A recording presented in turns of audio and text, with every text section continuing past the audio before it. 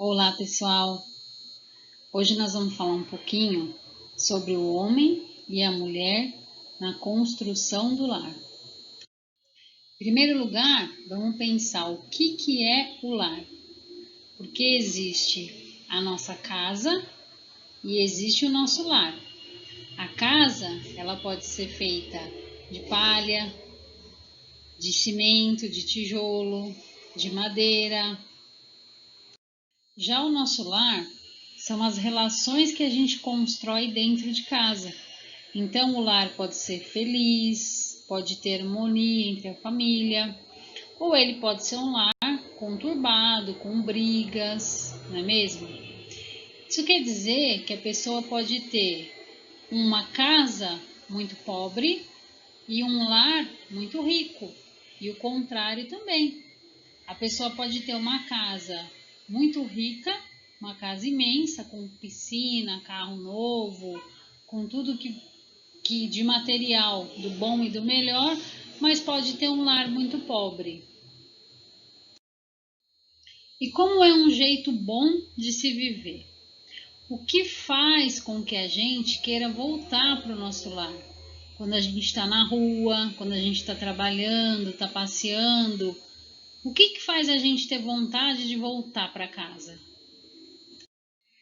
Eu penso que um lar gostoso para a gente viver, aquele que a gente está na rua e dá vontade de voltar, é quando a gente tem harmonia dentro de casa. É claro que vão existir as brigas, os desentendimentos, não é mesmo? As divergências de opinião, né?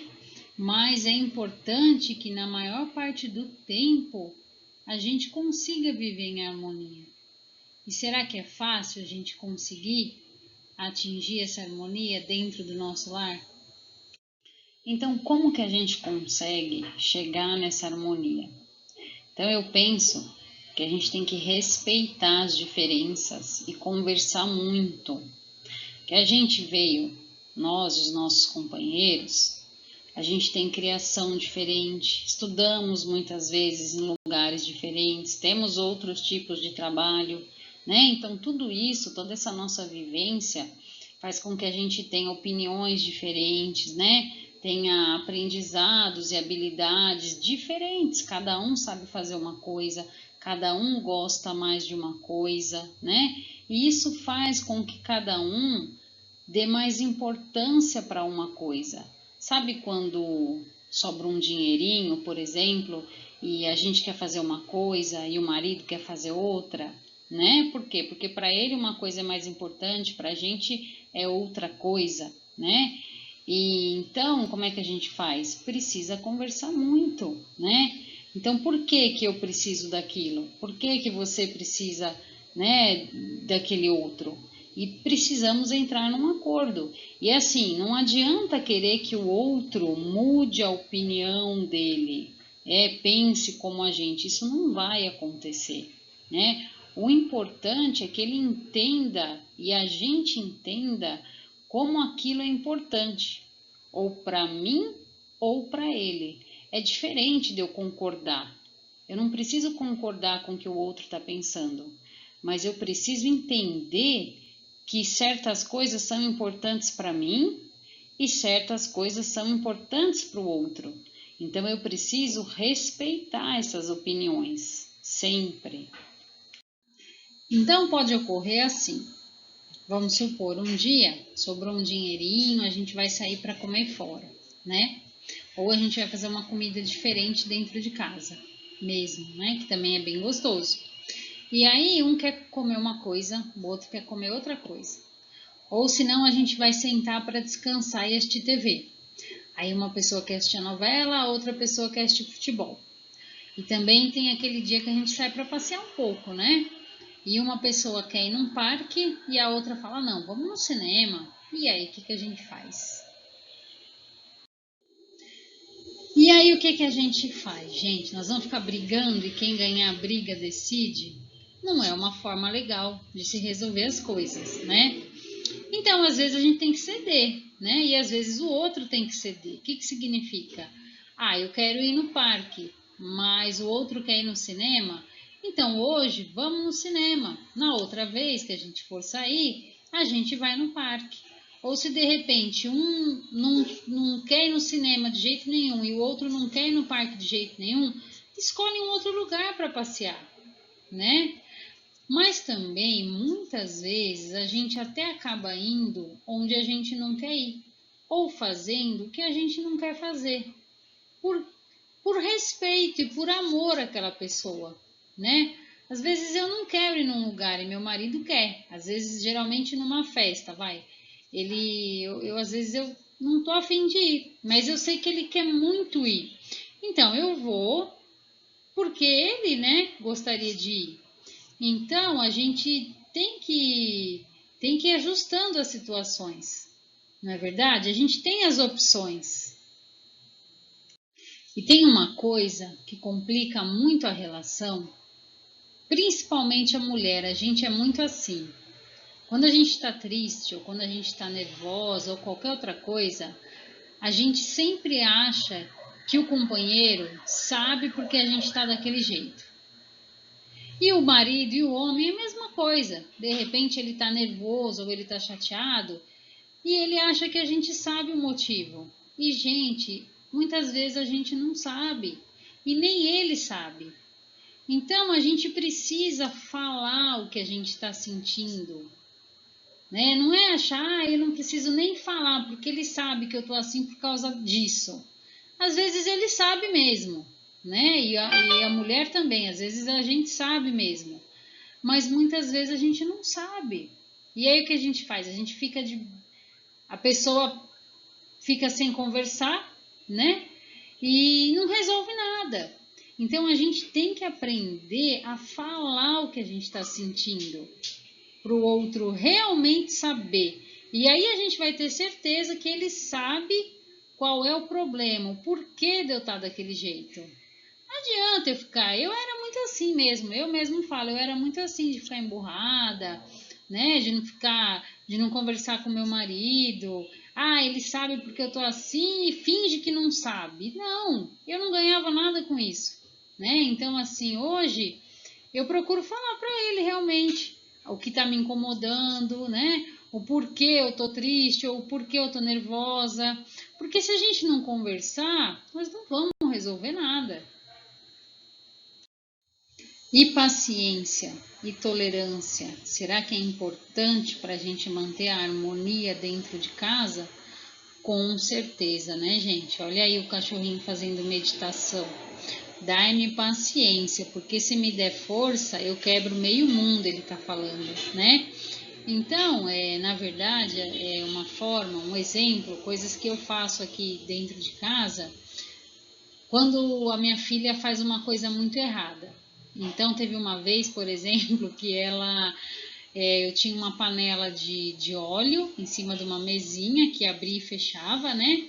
E ela, fuçando na mesinha, ela conseguiu destravar, né, a travinha dela, a mesinha abriu e aquela panela cheinha de óleo caiu no chão da cozinha. Eu fiquei muito brava, né, porque óleo é uma coisa muito chata de se limpar. Então, o que eu falei para ela? Falei, filha, vai pro seu quarto, isso já faz tempo, ela era bem mais novinha, mas eu não esqueço. Falei, vai pro seu quarto, fica lá, que a mãe tem que limpar isso aqui. A vontade é de dar uns berros, é de brigar, não é? Mas a gente respira, né mesmo? Faz igual esse cachorro, tenta manter a calma, né? E naquele momento não fala nada.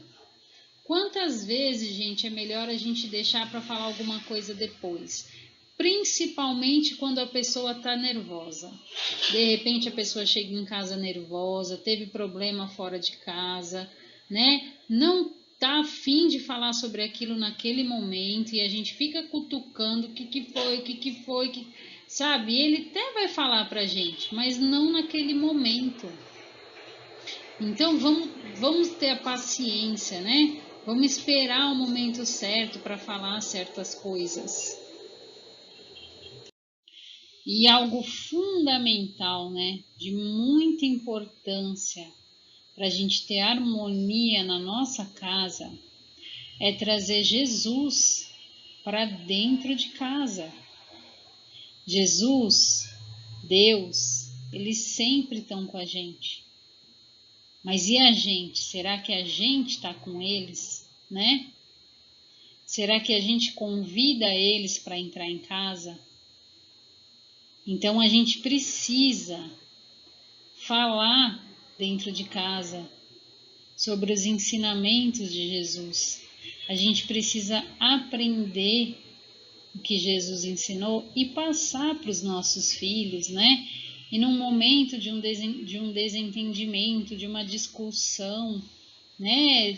A gente sempre se lembrar do que Jesus ensinou, né? Não é nada fácil.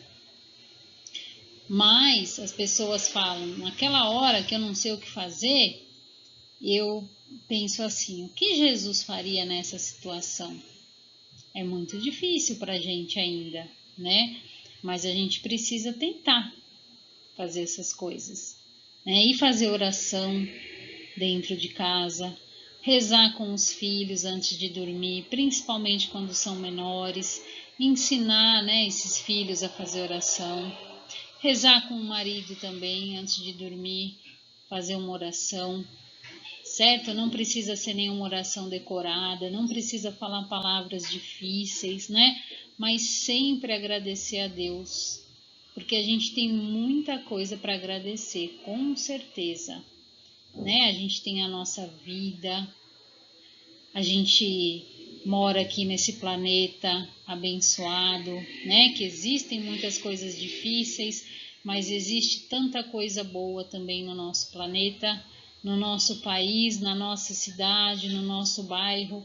É que as notícias ruins, elas dão mais ibope, né?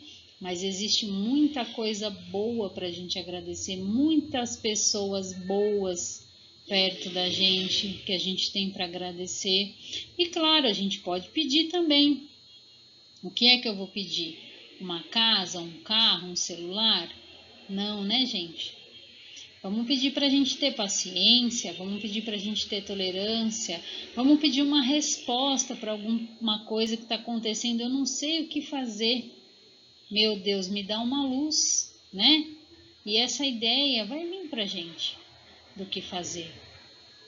Então, não pode faltar dentro de casa as palavras de Jesus, né? A fé em Deus. Dentro da nossa família, a gente sempre tem que falar em Deus e em Jesus, né? Existem nas igrejas, nos centros espíritas, a evangelização para as crianças, tem na Igreja Católica o catecismo, né? Aqui no centro espírita a gente tem evangelização. E em todas as igrejas sempre tem atividades para as crianças, não precisa esperar. Às vezes a pessoa acha que tem que esperar aquela criança decidir o que ela vai querer ser. Se ela vai querer ser católica, se ela vai querer ser espírita, se ela vai querer ser evangélica, não. Você leva ela na sua religião. Quando ela crescer, aí ela vai poder escolher o que ela quer ser, né? Mas enquanto ela não está em condições de escolher, então você leva aonde você vai, não é mesmo? E com os filhos, como é que a gente faz para manter a harmonia no nosso lar, né? Várias coisas. Então, a gente pode estar ensinando eles a ter responsabilidade, desde pequenininho, a cuidar do seu cantinho, guardar seus brinquedos, né? A guardar as roupinhas que ele usou, as roupas sujas no lugar certo, né? Ele vai aprender a escovar os dentes, né?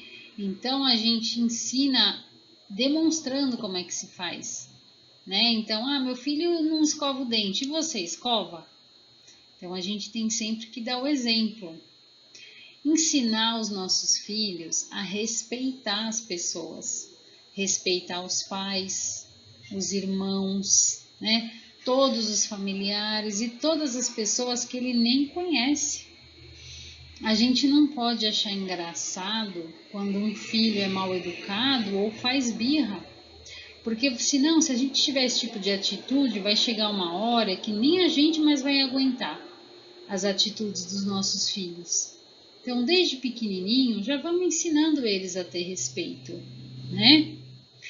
E vamos criar vínculo. O que é criar vínculo, né? Então, vamos conhecer o nosso filho. Então, a gente precisa conversar com eles, abraçar, perguntar como foi o dia deles, como eles estão. E o mais importante do que perguntar é ouvir a resposta. Porque às vezes a gente pergunta, mas não para ouvir a resposta. Então olha para a carinha do seu filho, escuta o que ele está falando, porque eles querem muito contar o que o amigo falou, né? Principalmente quando são menores. Quando ficam mais velhos, aí tem coisas que eles já não querem contar, né? Mas quando são menores, eles querem muito contar o que aconteceu na escola, o que conversaram com os amigos, e a gente precisa, né, criar esse vínculo, essa amizade com os nossos filhos.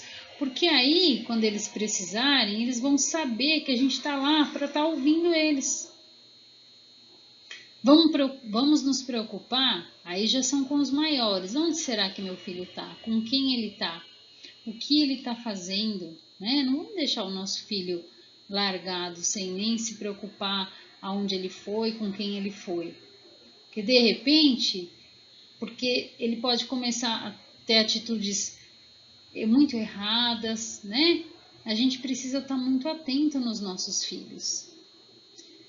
E mesmo, importante, gente, quando a gente tem as crianças em casa, os filhos, muita responsabilidade, muito cansaço, trabalhei o dia inteiro, cuidei das crianças, as crianças dão muito trabalho, né?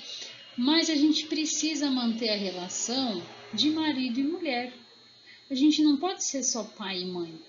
A gente também tem que ser um casal, né? Então, da mesma forma que a gente precisa conversar com os nossos filhos, a gente também precisa conversar com o companheiro, com a companheira, né? Ter um afeto, não é mesmo?